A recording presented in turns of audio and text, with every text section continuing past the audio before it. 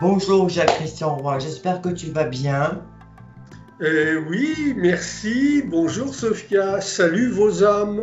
Encore une fois, jusqu'au dernier moment, je rajouterai toujours, pour ceux qui viennent pour la première fois sur ces émissions, salut vos âmes veut dire sauver votre âme. C'est le verbe salvateur, salut, salvateur. Voilà. Alors Sophia. Alors, est-ce que tu peux peut-être à peine monter ta webcam parce qu'on te voit à partir du cou. Voilà, parfait. Impeccable. En plus, on voit la Terre, on voit la Terre derrière, le globe, c'est bien. Donc, depuis la dernière fois, j'espère que tu vas bien, Jacques-Christian. Je fais en sorte d'aller bien pour vous donner le meilleur de moi-même. Voilà, tout simplement. Et toi? Alors, oui, ça va bien, ça va bien. Oui, oui. Alors, il y a une dame qui a téléphoné hier, qui s'appelle Mathilde, que tu connais très bien, Oui. puisque tu as été en quelque sorte un éclaireur, un ange pour elle, quelque chose comme ça.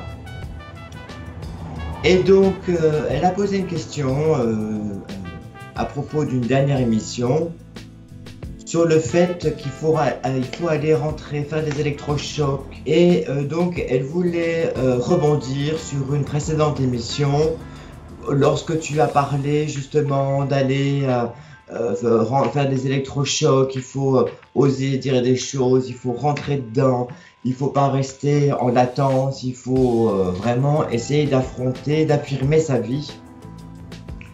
Alors, est-ce que tu peux peut-être approfondir par rapport à ça, puis après on va entrer dans, dans la thématique suivante qui sera sur l'humilité. Bon, alors, pour répondre à cette question, en gros, et même en particulier, sur l'histoire de comment diriger sa vie, il va de soi qu'il y a ce que nous subissons, qui sont les faits du passé, qui nous sont resservis, puisqu'encore une fois, et je serais obligé d'être toujours que perroquet. Perroquet qui se sert de ce qu'il a entre les oreilles, mais perroquet quand même. Et quand je dis qu'il nous sera servi ce que nous avons servi à autrui, et que cela va nous être resservi, c'est bien pour que vous compreniez tous qu'en fin de compte, on est toujours rattrapé par son passé. C'est pour ça que nous subissons des choses, des rencontres plus ou moins agréables, des événements, et nous pensons que c'est injuste au possible. Ce n'est pas injuste du tout. C'est ni plus ni moins qu'il nous est resservi ce que nous avons servi à autrui, même dans des vies passées. Parce qu'il va de soi, c'est une évidence que la compréhension de la réincarnation est la seule compréhension possible qui puisse faire évoluer l'humanité en dehors des systèmes religieux qui vous perdent. Donc, quand on a compris que nous, quelque part, c'est nous qui avons fabriqué ce que nous allons subir, ce que nous subissons et ce que nous allons subir, cela nous implique obligatoirement de se positionner comme responsable de sa vie. Si vous êtes dans des moments désagréables, vous n'avez qu'une chose à faire, une seule chose.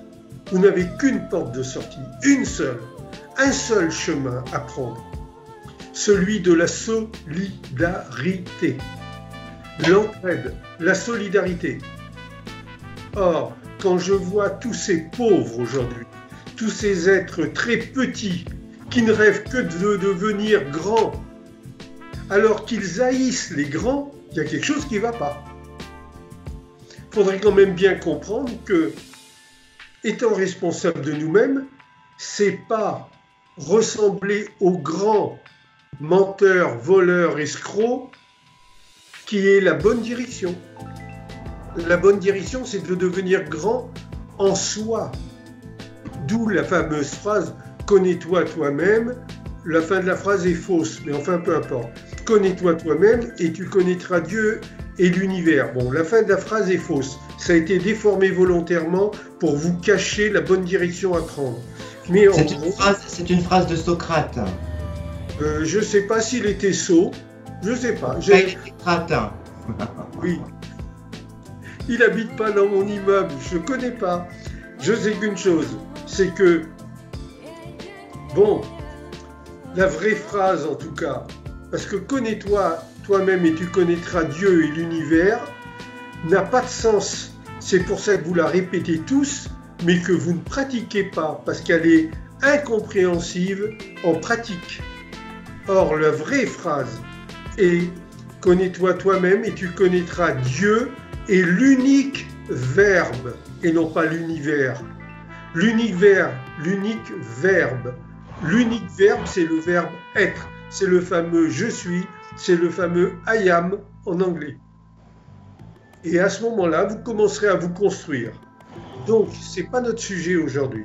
Le sujet, c'est la gestion de sa vie, quelque part, la question.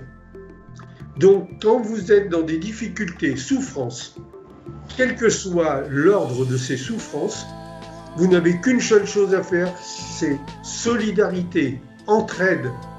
D'où le fait qu'il ne sert à rien de vouloir faire du bien à autrui si l'on ne s'aime pas soi d'abord. Parce que si l'on ne prend pas soin de soi d'abord, ce qui veut dire si l'on ne grandit pas d'abord, quand on veut prendre soin d'autrui, c'est comme si on lui donnait à autrui une poignée de quelque chose qui est vide. Si j'ai pas de richesse dans mes poches, je ne peux pas les donner, ces richesses, à autrui. C'est une illusion. Si oui, ce que tu veux dire par là, pour les gens qui nous écoutent, c'est il faut donner un sens, il faut qu'il y ait du sens. Le sens, c'est la compréhension de s'aimer soi pour pouvoir aimer ensuite autrui. Mais ce qui veut dire que pour avoir une bonne gestion de sa vie, il ne faut pas se faire de cadeaux empoisonnés, il faut faire attention où on met les pieds, surtout qui l'on fréquente, ne pas se laisser approcher de certaines personnes, et tout ça est regroupé sous un qualificatif qui s'appelle le discernement. Donc pour bien gérer sa vie, il faut avoir du discernement. Et si, par solidarité, par entraide, vous allez dans des groupes comme le secours de ceci, le secours de cela, les compagnons de ceci, les compagnons de cela, attention, allez-y pour amener ce que vous avez à y amener, à donner ce que vous avez à y donner, mais ne croyez pas que vous allez y rencontrer des êtres éveillés. Parce que la majorité de ces êtres sont quand même dans des comportements tout à fait négatifs pour eux-mêmes. Je pense par exemple cigarette, un peu d'alcool, cigarette, alcool, etc. Je n'ai pas dit que les êtres étaient des alcooliques. Mais quand on veut être sain d'esprit, il faut avoir un comportement sain d'esprit et de corps. Et sain, ça s'écrit S-A-I-N, pas plus. Donc une bonne gestion de sa vie, quand on est dans des difficultés, c'est qu'est-ce que je vais pouvoir faire pour aider mon voisin, mes parents, ma famille, etc., etc. Et ça commence par sourire et politesse de partout. D'accord ? Très bien. Très bien, Jacques. Je pense qu'on a bien répondu à Mathilde qui posait cette question. Et puis là, nous allons entrer dans la seconde partie de cette thématique. Et aujourd'hui, donc, nous sommes le 24 juillet. Nous sommes donc un jour de Vénus puisque nous sommes vendredi. C'est un jour où on doit plutôt essayer de régler ses contentieux, régler ses dettes, régler ses différends. C'est un jour de bonté, c'est un jour de Vénus, donc. C'est pour ça que je suis habillé un petit peu en or, tiens, avec des feuilles d'or. Bon. Alors, on va parler aujourd'hui d'humilité, bien sûr. Si tu le veux bien, Jacques-Christian Roy. Merci d'apporter tes lumières par rapport à ça. Humilité, qu'il y a du grec humus, qui veut dire la terre, Donc, humilité, restez bien les pieds sur terre, notamment plus que d'habitude, puisque avec tout ce qui est en train de se passer en ce moment, sur le plan sanitaire, sur le plan mondial, on atteint des chiffres quand même qui sont catastrophiques au niveau en Inde, aux États-Unis, au Brésil, au Pérou. Alors, plus que jamais, l'humilité, voilà, qu'est-ce que tu nous conseilles, qu'est-ce que tu nous éclaires? Quel est ton éclaircissement par rapport à ça? Bon, alors je vais parler par rapport à l'humilité. Voilà un mot qui a un sens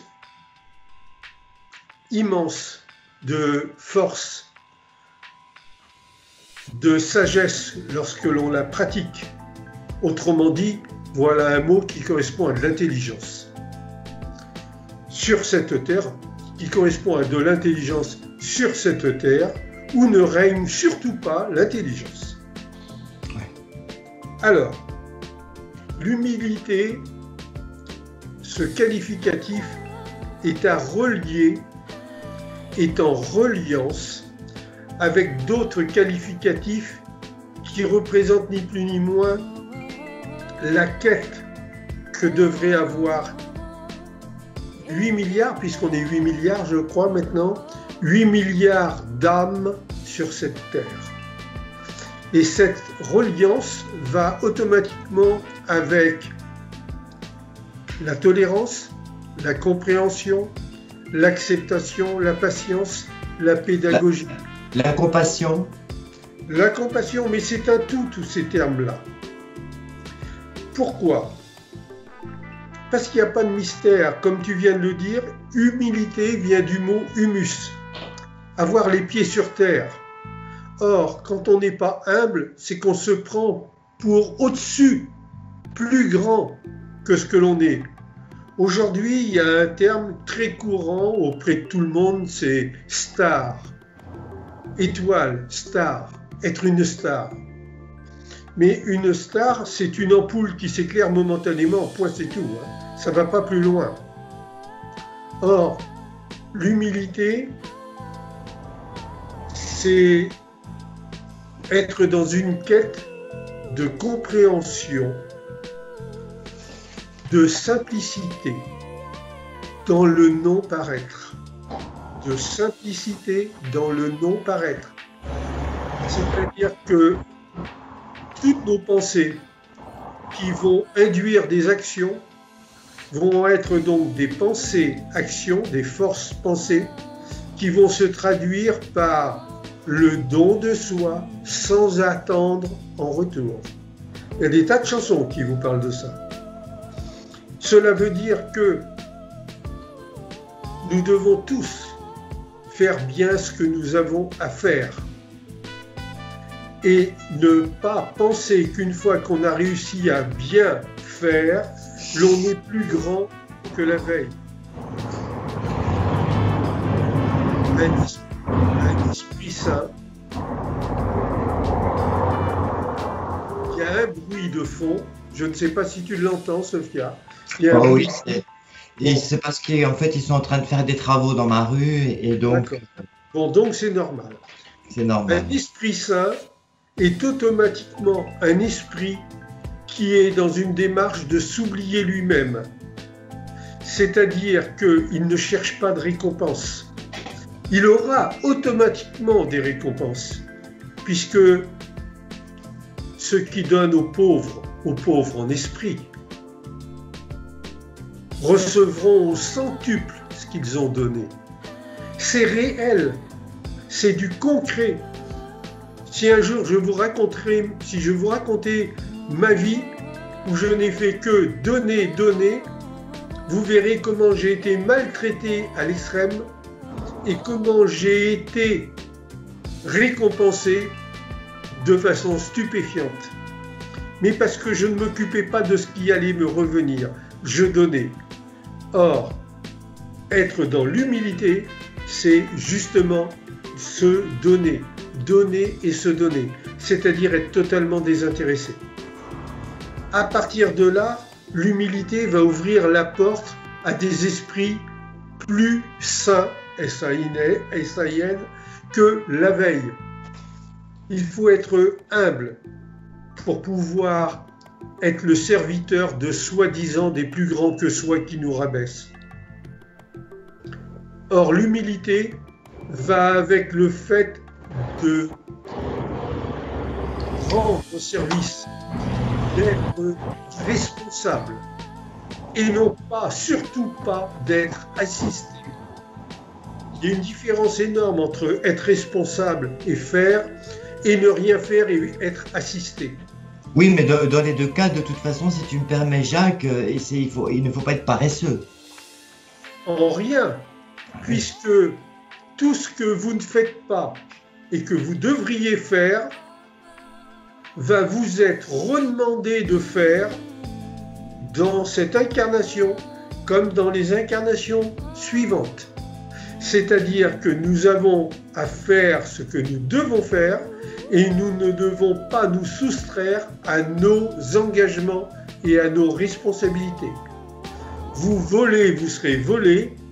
Vous ne faites rien quand vous devriez faire pour rendre service, pour faire du bien, pour manger. Vous ne faites rien, vous vous comportez comme des assistés. Vous serez repositionné que en assisté, dans des positions de plus en plus difficiles et fortes. Il va de soi qu'avec un langage comme je vous tiens, je ne peux pas avoir les foules qui écoutent, puisque vous êtes en train d'être en perdition, en train de disparaître. Mais ce n'est pas grave, ce ne sont que les corps qui disparaissent, pas les esprits. Tout à fait. Alors cette leçon de l'humilité, qui est une très grande leçon de vie, est une leçon qui doit nous faire comprendre que l'humilité est une très grande force. Très, très grande force. Donc si vous êtes en quête d'humilité, c'est comme si vous étiez en quête de devenir comme les esprits saints. Vous entendez? J'ai pas dit les saints d'esprit, hein. Les esprits saints, S-A-I-N. Alors, si vous êtes en quête de devenir ou de rentrer sur le cheminement des esprits saints, alors vous recevrez en cadeau des compréhensions sur la psyché humaine, puisque le but de l'humilité, c'est de ne pas être un homme, un humain qui aime les humains. Ça, c'est pour la maternelle. Pour l'universalité, ce que vous appelez l'université, pour l'universalité, il ne s'agit pas d'être humain qui aime les humains, mais d'être sage pour connaître les humains. Quand on les connaît, on sait déjà à l'avance comment ils vont réagir. C'est pour ça que vous apprendrez à travers la leçon de l'humilité à ne pas donner à n'importe qui, n'importe quoi, n'importe comment. Autrement dit, à cerner la partie divine dans chaque être. Et cerner cette partie divine, c'est apprendre à discerner. Autrement dit, cerner la partie de l'esprit qui est dans cet être. L'esprit que vous appelez Dieu, que je préfère appeler esprit, puisque c'est l'esprit qui va nous donner nos comportements. En incarnation. C'est vrai que l'esprit s'incarne.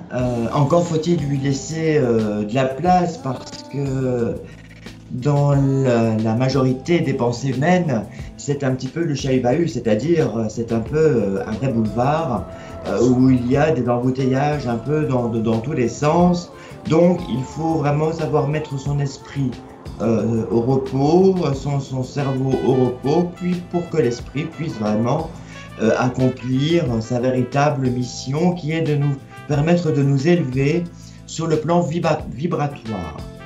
C'est très difficile de mettre son esprit au repos.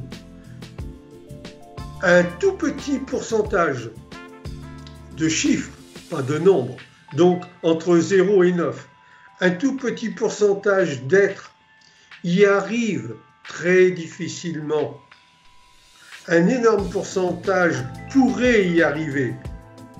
Mais pour cela, il faut accepter d'entendre la parole qui guérit. Se mettre en méditation, c'est bien, mais totalement insuffisant. Vous pouvez être en méditation jusqu'à votre dernier souffle. Et alors? On a besoin actuellement sur Terre de bâtisseurs, de locomotives, de chefs spirituels. Les chefs matérialistes, c'est les chefs de seconde zone. Les chefs numéro 1, ce sont les chefs spirituels. Ceux qui sont en place sont des chefs religieux. Très peu sont des chefs spirituels dans les religieux. Et les vrais chefs spirituels ont la parole qui guérit. C'est-à-dire qu'ils ont une force vibratoire qui fait que, quand vous les approchez, que vous les écoutez, vous allez commencer à les entendre. Et en les entendant, vous vous direz au fond de vous-même, je ne sais pas qui il est, je ne sais pas d'où il vient, je ne sais pas ce qu'il a fait, et je m'en fiche, mais je sais que ce qu'il dit est juste, pas vrai, juste. C'est un peu la voix de Jésus. Ce sont des gens qui ont un certain charisme pour dire des choses, pour dire, voilà, pour justement prononcer le verbe. C'est le propre des éclaireurs. Voilà. Il suffit pas d'avoir une belle bouille. Il faut encore dire des choses qui sont porteuses de vibrations. Voilà. C'est le propre des éclaireurs. Et les vrais éclaireurs sont humbles. Ils n'ont pas besoin de vêtements spéciaux. Pensez aux religieux quand je dis ça. Ils n'ont pas besoin d'avoir des bijoux qui leur confèrent soi-disant un pouvoir. À la limite, l'éclaireur, il peut être non habillé. C'est-à-dire nu. Et dès qu'il va prendre la parole, vous allez entendre quand il parle juste. À chacun sa route, chacun son chemin. Passez le message à vos voisins, comme dit la chanson. Très bien, Jacques. Ben écoute, c'est un paragraphe de nos émissions sur l'humilité très important qu'il va falloir entendre, réentendre. Et beaucoup de gens doivent se demander aussi, mais qu'est-ce qu'il faut faire pour devenir, pour aller à la rencontre de l'humilité? Je vous ai dit maintes et maintes fois, prenez un cours de piano, un cours de violon. Pourquoi je cite ces deux instruments plus que d'autres? Parce qu'ils ont la réputation... Ce sont des instruments à cordes. Voilà, mais ce sont des instruments qui sont peut-être plus difficiles, à apprendre à maîtriser que d'autres. Peut-être. Accepter en tout cas. Quand vous prenez un cours par mois,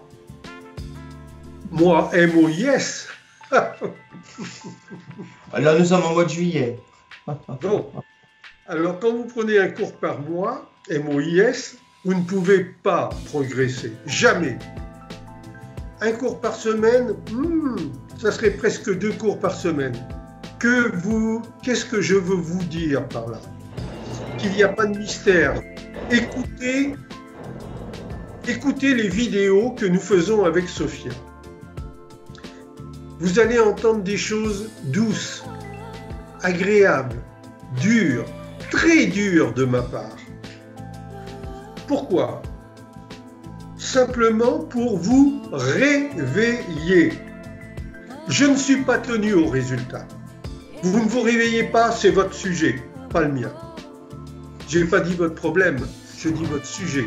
À vous de travailler le sujet que vous êtes. Donc, vous entendez, tant mieux. Vous n'entendez pas, tant mieux. C'est que ce n'est pas le moment. Par contre, en reprenant les vidéos, en étant caressé, bousculé par ce qui est dit, cela vous amène à faire des constats. Depuis que nous avons commencé ces vidéos avec Sophia, le terme le plus juste serait balancer. Je vous balance des constats sur tout comment vous vivez sur cette terre. Bientôt, je vais arrêter les constats. et je vais commencer de la construction. Ça sera très différent. Mais pour l'instant, il faut constater que les fondations de votre façon de vouloir évoluer sont erronées. Par contre, je vous amènerai à vous éveiller. Je viens de dire évoluer, maintenant je dis éveiller, c'est volontaire. Je vous amènerai à vous éveiller afin de reconstruire tout votre être sur des fondations qui seront justes. Parce qu'on ne peut pas construire la maison de l'esprit sur des fondations fausses. Et les fondations sont toutes fausses, ce sont les systèmes religieux. Alors vous avez fonctionné avec des chefs de meute, des chefs de groupe, de tribus, de pays. Le temps est révolu.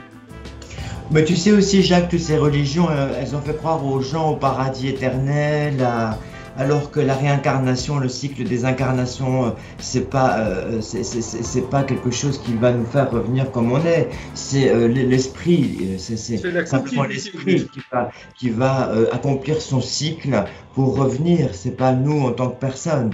Ça, il faut quand même bien le comprendre. Mais il y a eu des amalgames. Voilà. Un manque de discernement. Réincarnation de l'esprit, qui fait que l'esprit, à chaque réincarnation, doit apprendre les leçons qui correspondent ni plus ni moins à un éveil spirituel, autrement dit, un éveil libérateur de souffrance. Parce que vous êtes tous en souffrance dans cette ivresse matérialiste dans laquelle vous êtes rentrés. Et cette ivresse matérialiste a deux directions, la matière pour la matière et la matière pour le vouloir paraître. Et là, on rejoint ce qui a été demandé au début, c'est-à-dire l'humilité. L'humilité. Oui, mais Jacques, on ne va pas tous vivre dans un carton au milieu de la forêt. On a besoin, parce que ça c'est aussi notre ego qui le demande, d'un certain confort, d'un certain cadre de vie, d'une certaine... on est tous malheureusement obligés d'être dans le paraître, parce que sinon on ne s'habillerait plus, on serait tous à poil, on n'irait même plus chez le coiffeur, enfin bon. Tout à fait. Toi par exemple, Sophia, qui est devant moi, tu mets sur toi divers objets, je parle vêtements, tu te coiffes de certaines façons un jour par rapport à un autre jour. Mais au fond de toi, tu sais très bien que tu n'es pas ce que tu parais.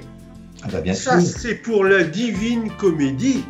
Mais toi, tu sais très bien, au fond de toi, si tu es sur le cheminement et tu es forte, équilibrée en toi, ou si tu te maquilles pour tromper. Ah bah oui, mais là c'est attention, parce que tu peux mentir aux autres, mais tu peux pas te mentir à toi-même. Voilà. C'est un peu ça. C'est la comédie dell'arte. Qu'est-ce que tu veux? Après on utilise, voilà, on peut se coiffer, c'est de la fantaisie, c'est de la coquetterie. C'est après, quand on a pressé un peu tout ça, on sait ce qui nous reste comme concentré. Alors, cette divine comédie, vous pouvez la jouer à autrui, mais pas à vous-même. Et ceux qui la jouent à autrui et à eux-mêmes, aïe aïe aïe, les souffrances, ce sont toutes les personnes que vous voyez qui, dans la rue, se redressent alors que chez eux, ils sont penchés en avant, sortent de chez eux, ils sont pomponnés, soignés, alors que chez eux, c'est dégueulasse. Il suffit d'aller dans leur toilette pour s'apercevoir qu'au lieu d'avoir 2 brosses à dents, il vaudrait mieux d'en avoir qu'une seule et l'autre pour récurer les fonds des toilettes, etc. etc. Ça, c'est à chacun de ne pas se mentir, parce que si vous vous mentez, c'est que vous n'êtes pas sur un chemin d'humilité, c'est que vous êtes sur un chemin de vouloir paraître, tout simplement. Alors, et il y en a eu beaucoup, c'est vrai, par rapport à la religion qu'on appelait des bigotes. Système religieux. Système religieux, ça n'a pas le même sens. Religieux qui, pour se donner bonne conscience, allaient prier tous les dimanches à l'église, et puis finalement faisaient les pires saletés, les pires saloperies pendant la semaine. Donc, à travers les réincarnations, les saletés que nous avons pu faire, je dis bien nous avons pu faire tous, Oui, bien sûr. ces saletés ont dû nous amener à des compréhensions de ne pas faire à autrui ce que nous n'aimerions pas que l'on nous fasse.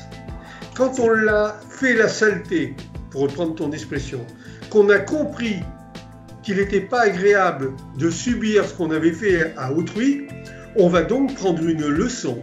Cette leçon va être une leçon de vigilance à ne pas recommencer.